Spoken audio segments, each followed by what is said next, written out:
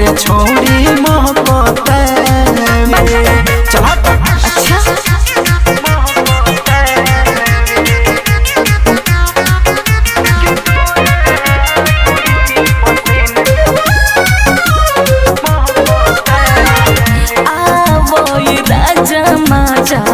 लेला सती के पांजरा लाली उठ लाल लगवनी गम के बल के गाजरा। अरे आओ अरे का जाने कहिया के ने हाय धोई लबा।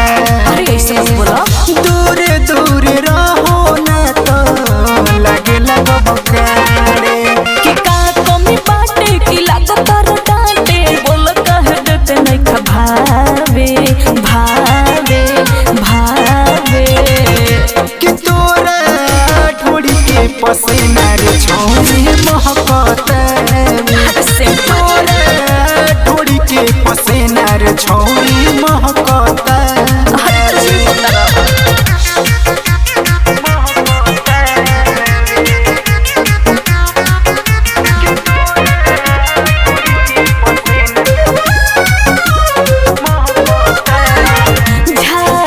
झुमर में माजा होता किरकिरी जबे मन भाई तबे आई तोरा भीरी का ए राजा झाका झुमर में माजा होता किरकिरी जबे मन भाई तबे आई तोरा भीरी करब मन मानी तो से कटी जानी जत बनी उनके बुलावे बुलावे बुलावे कि तोरा ठोड़ी के पसीना रे छोड़ी महकता कि तोरा ठोड़ी के पसीना रे छोड़ी महकता।